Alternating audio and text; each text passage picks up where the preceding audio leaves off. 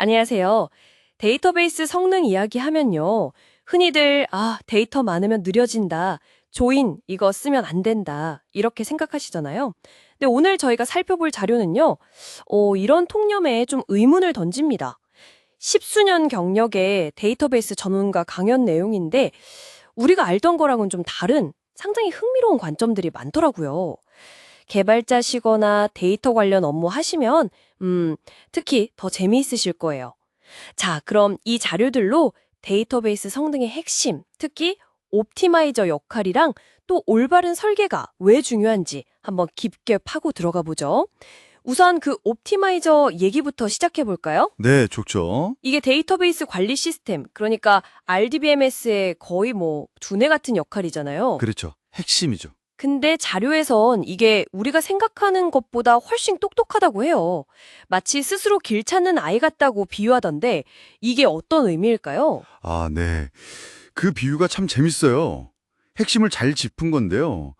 아이한테 심부름을 시킬 때 하나씩 따로 시키는 거예요. 물 좀 가져와, 좀 있다가 과자 사와, 또 조금 있다가 음료수 사와. 네네. 이러면 아이가 3번이나 밖에 나갔다 와야 하잖아요. 비효율적이죠. 그렇죠. 번거롭네요. 그런데 처음부터 물하고 과자하고 음료수 사와 이렇게 목표를 딱 알려주면요.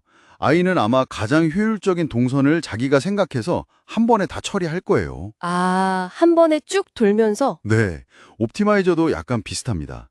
SQL 쿼리를 너무 단계별로 지시하듯이 뭐랄까 커서 열고 한 건 읽고 저 테이블 가서 카운트하고 이렇게 너무 잘게 쪼개면요.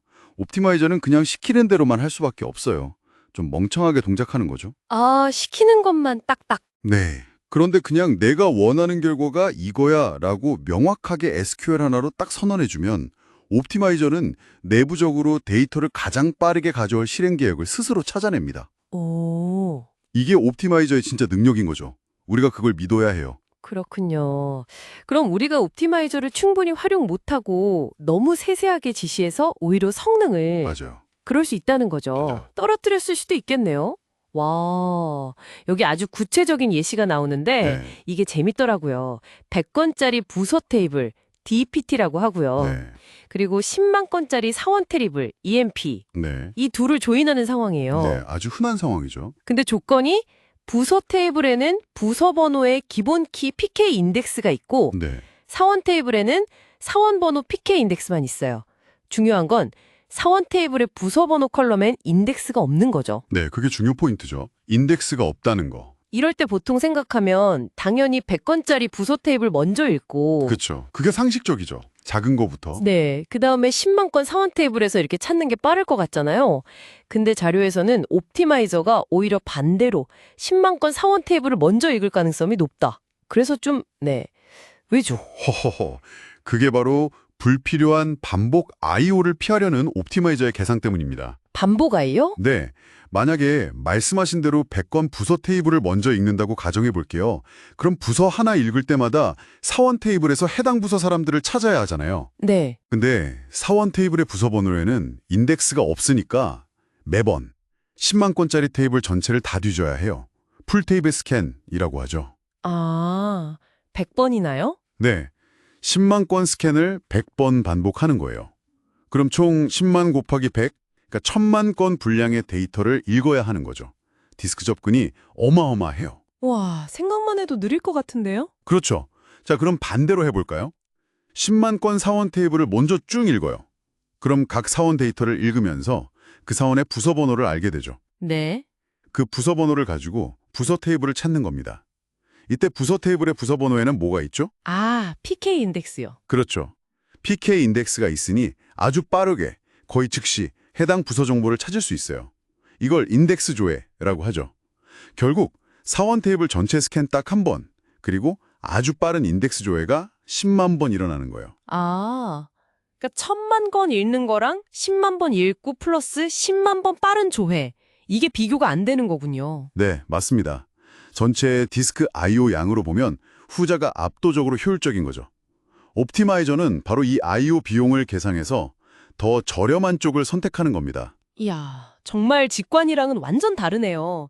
그냥 테이블 크기만 보면 안 되는 거였어요. 인덱스 유무랑 I/O 비용. 이게 핵심이네요. 정확합니다. 근데 이런 오해 때문에 조인이 느리다 이렇게 생각해서 반전 교화를 하기도 한다면서요. 그러니까 뭐 부서 이름을 아예 사원 테이블에 복사해 두는 식으로요. 네, 실무에서 종종 볼 수 있는 방식이죠. 조인을 피하고 싶으니까요. 근데 이 자료는 그것도 함정일 수 있다고 딱 지적하더라고요. 맞습니다. 왜냐하면 이것도 역시 I/O 관점에서 봐야 하거든요. 예를 들어서 부서 이름이 한 20바이트 정도 된다고 쳐요. 네. 이걸 10만 건 사원 테이블에 다 추가하면 사원 테이블의 각 행, 로 크기가 늘어나겠죠. 뭐 예를 들어 원래 20바이트였는데 40바이트가 되는 식으로요. 아, 데이터 자체가 뚱뚱해지는 거네요? 그렇죠. 그럼 10만 건 사원 테이블 전체를 읽을 때 디스크에서 읽어야 하는 총 데이터량이 어떻게 될까요? 조인 방식은 사원 테이블 약 2MB 정도 읽고 아주 작은 부서 테이블 조금 읽겠죠. 그런데 반전 교화된 테이블은 행 크기가 2배가 됐으니까 단순 계산해도 4MB를 읽어야 하는 거예요. 헉, 오히려 더 많이 읽게 되네요. 조인을 안 썼는데도. 네, 디스크 I/O가 오히려 늘어나서 성능이 더 나빠질 수도 있다는 겁니다. 물론 캐시나 다른 요인도 있지만 기본적인 I/O 관점에선 그래요. 와, 그럼 결국 성능 문제는 조인 그 자체가 문제가 아닐 때가 많다는 거네요? 그렇습니다. 대부분은 필요한 곳에 인덱스가 없는 그런 잘못된 설계나 아니면 옵티마이저가 제대로 일하기 어렵게 만든 비효율적인 SQL 작성 방식, 이런 데서 비롯되는 경우가 훨씬 많아요. 결국은 기본으로 돌아가서 데이터 모델링 단계부터 RDBMS 특성을 잘 이해하고 설계하는 게 중요하다는 말씀이시군요. 네, 이 자료가 강조하는 핵심이 바로 그거예요. 근본적인 해결책이죠. 오늘 살펴본 내용들, 정말 흥미롭습니다. 데이터베이스 성능에 대한 저희의 어떤 직관 같은 게 얼마나 쉽게 틀릴 수 있는지 딱 보여주는 것 같아요. 네, 그렇죠. 진짜 열쇠는 불필요한 I/O를 줄이는 데 있다. 그리고 그 시작은 결국 올바른 데이터 모델링이다. 이거 꼭 기억해야겠네요.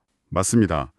RDBMS나 옵티마이저 원리를 제대로 좀 이해하고 잘 활용하면 데이터는 더 이상 골칫거리가 아니에요. 오히려 정말 강력한 자산이 될 수 있죠. 기술 자체를 탓하기 전에 우리가 그걸 어떻게 쓰고 있는지 돌아보는 게 먼저인 것 같습니다. 오늘 깊이 있는 분석은 여기까지 나누겠습니다. 자, 이제 혹시 여러분께서도 당연하게 여기면서 사용했던 데이터베이스 성능 개선 방법들 있잖아요.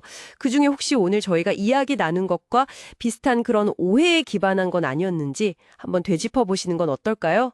다음에 더 흥미로운 자료 분석으로 찾아뵙겠습니다.